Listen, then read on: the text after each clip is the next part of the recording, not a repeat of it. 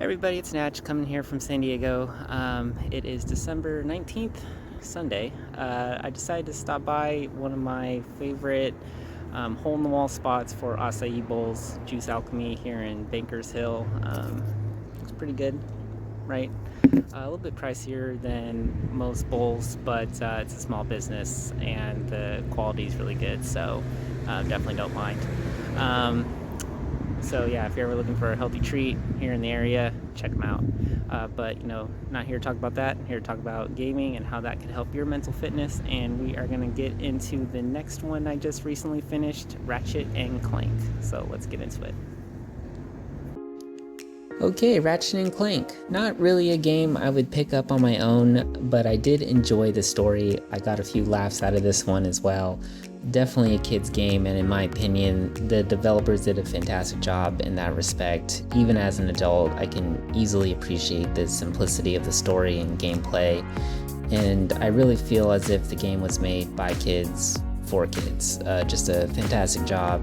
Kudos to them.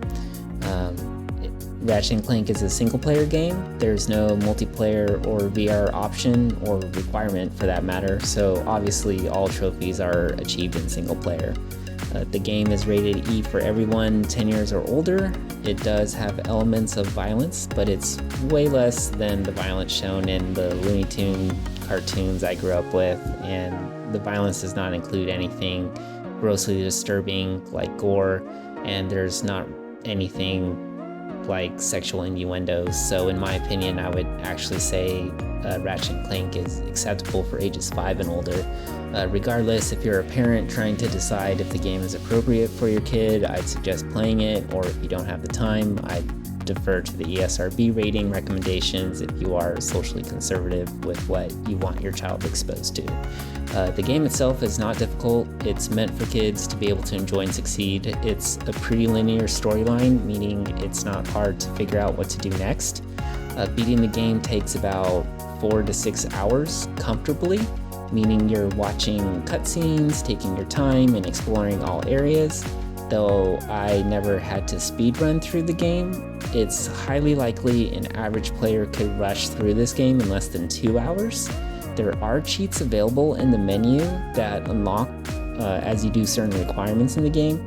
However, using the cheats does affect the ability to obtain some trophies.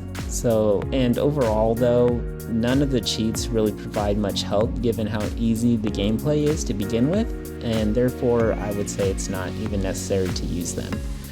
Given Ratchet & Clank is a kid's game, the trophy list is very simplistic, and the difficulty rating from easy to expert, in my opinion, it's definitely easy, and for that, unfortunately, I would have to say this game is not something I would recommend to play to build your mental fitness for everybody.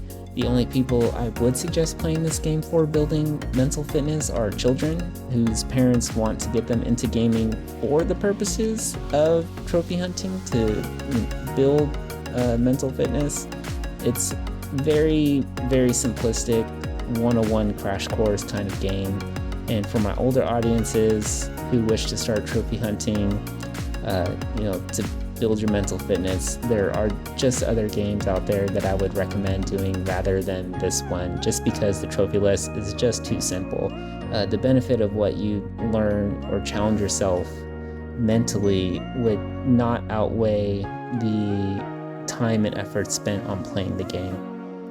There are really only a few trophies that provide any benefit towards mental fitness, the biggest one being Safecracker, which is where you must solve puzzles without using the auto solve option. It's not too difficult to figure out, but does provide a little challenge in the sense of problem solving, which is always great and will always be applied in your real life situations. Another big trophy, or two of them, is the Kalibo Thunder and Kirawan Gladiator trophies. These are for completing racetracks within a certain time. These can be challenging, but there are shortcuts on the racetracks you can use, and even then, if you don't use them, you could, as long as you're constantly boosting on the track and curving around the corners, again, you'll still get it. So and it's just more for your problem-solving benefit, since finishing in first isn't even an obstacle for, obtaining these trophies. The last trophy I just want to highlight is the Ultimate Explorer, which is collecting all gold bolts in the game. Now, normally this alone would have changed my tune about the trophy list difficulty, but there is an item in the game which is nearly impossible to miss, which provides locations of every item on your mini-map for any given area or level. So with this, finding the gold bolts is not hard. That said, some gold bolts require some exploring on the map, and could also require some problem solving to obtain.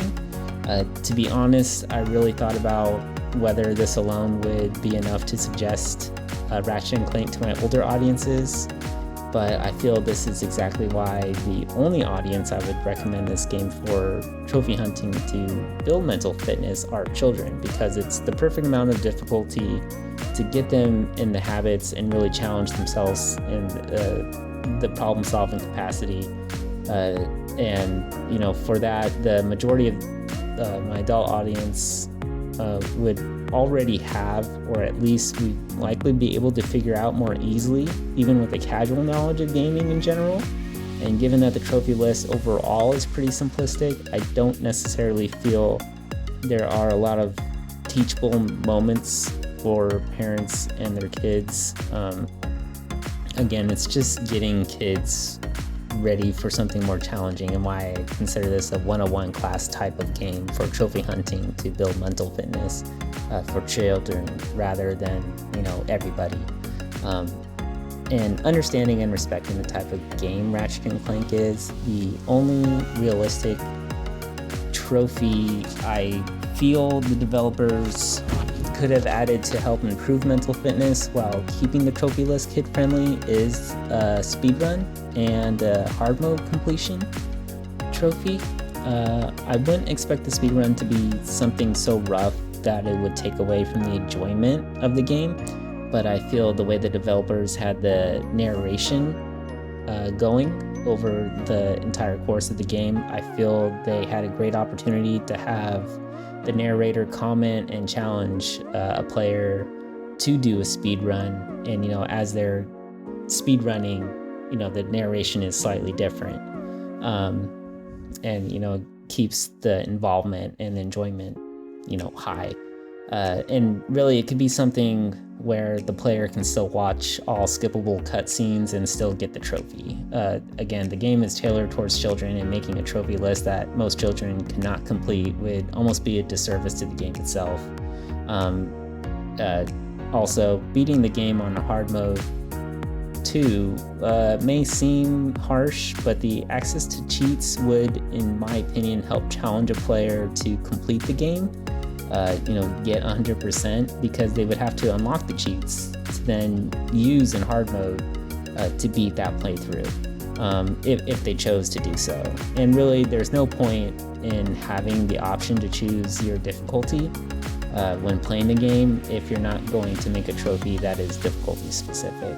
And again, I feel the developers had the tools already in hand to help promote these kinds of trophies and make it enjoyable for kids, but just didn't do it. I hope that maybe this will help them think about that on the next game, though. So again, Ratchet and Clank, very kid-friendly, fun game. Even as an adult, I'm sure you'll find it entertaining, even if it's not challenging for you. I personally feel it's good for ages 5 and older, but ESRB has it at ages 10 and older. And most importantly, for the purposes of building mental fitness, the trophy list on a scale easy to expert is easily easy. All right, another review in the bag. Thanks for watching, and I'll see you all on the next one. Bye.